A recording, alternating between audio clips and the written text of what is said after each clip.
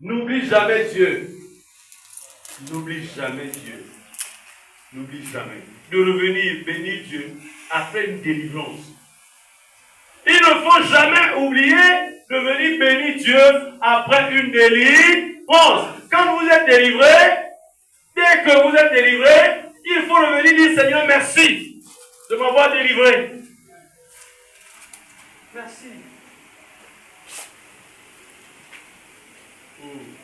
Je parle à quelqu'un. Je parle à quelqu'un.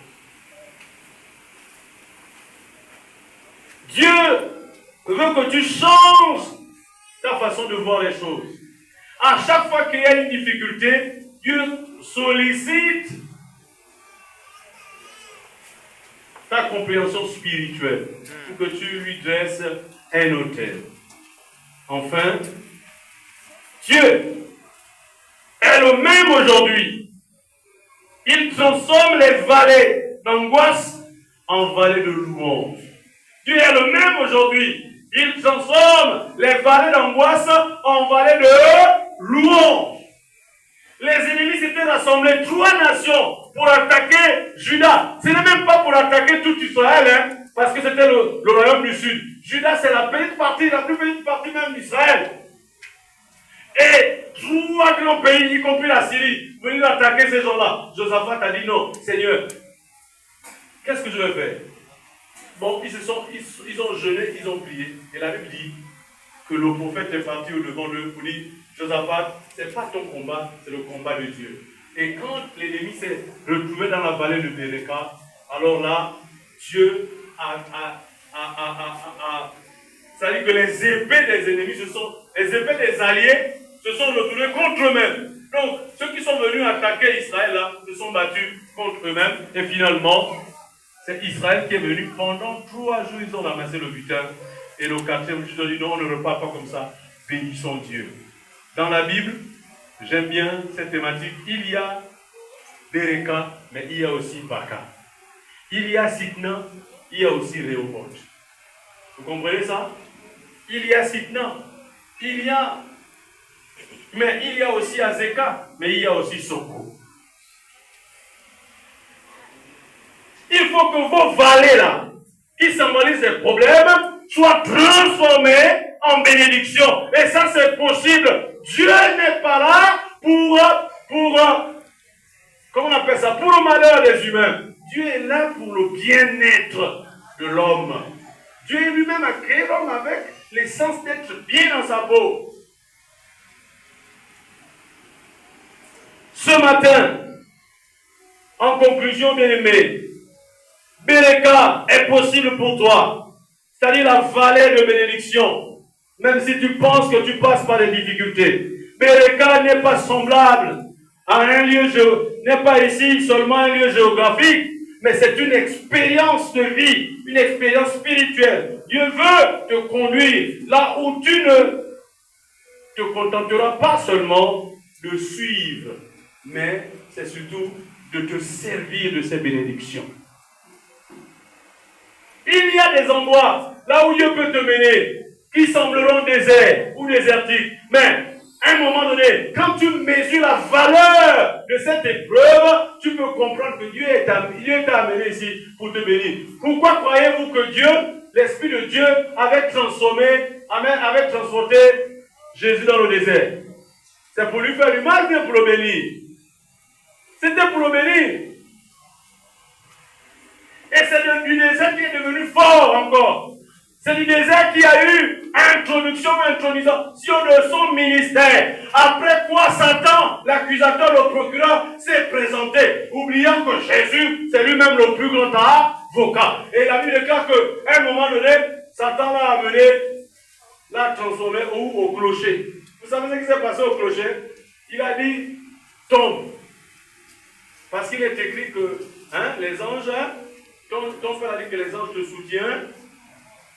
Jésus a dit non, pas question. Comme il n'avait pas tué Jésus au clocher, vous savez qui il a tué au clocher? Vous savez qui Satan a provoqué la mort au clocher plutôt? Vous savez qui Satan a provoqué la mort du clocher?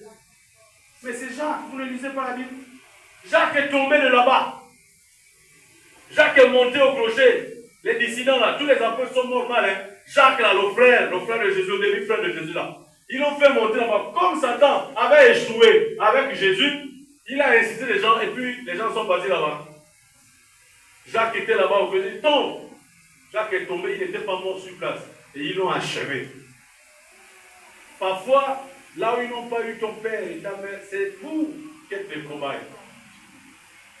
Faire attention.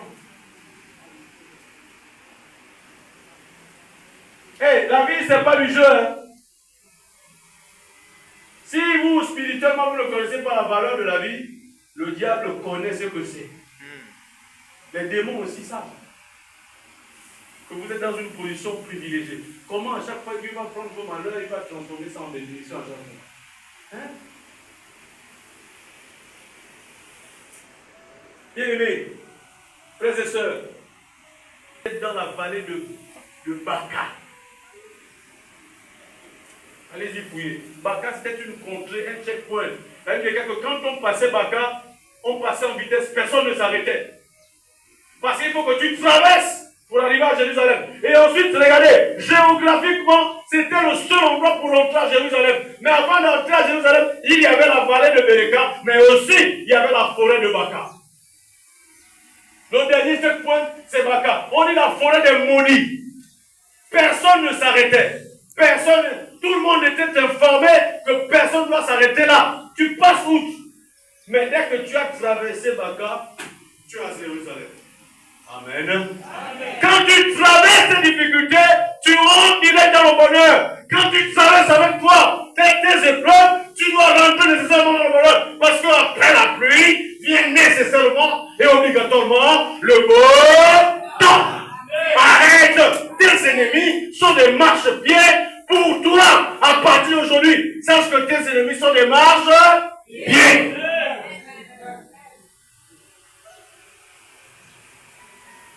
Même si Jésus a dit, cette maladie, ce n'est pas pour amener Lazare à la mort, mais Lazare est pourtant mort. Un grand malheur peut t'arriver pour que la grande gloire de Dieu éclate dans ta vie. Arrête de te confondre.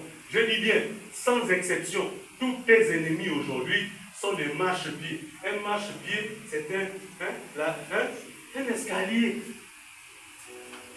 Et vous savez, Dieu a bien fait. Il ne dresse pas la table ici, sur terre. Parce qu'il a besoin. Regardez, plus tu grandis spirituellement, plus Dieu éloigne ta table. Parce que quand tu grandis spirituellement, tu as plusieurs ennemis. Mais Dieu aussi veut compter. Ce n'est pas les 32 marches de la rose bois là.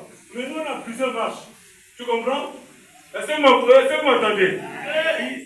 Tous tes ennemis sont des marches. Ils sont comptés par milliers. Tes ennemis sont comptés par milliers. Mais la vie que au nombre qui sont, ce sont tes marches pieds. Et puis à la fin de tes marches pieds, Dieu dresse une table.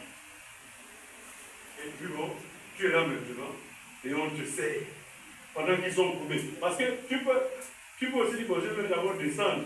Tu dis aux anges, les gars, hein, terminer avec, hein, comme mes frères, ma soeur et mon frère là.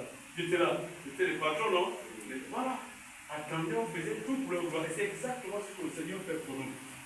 Donc, ils sont là courbés. Tant que tu ne donnes pas à quelqu'un d'autre, est-ce qu'il marche comme l'escalier là, peut se lever encore? On a donné une forme, non? Tous vos ennemis sont tous les jours courbés. On va prier. Tu as dit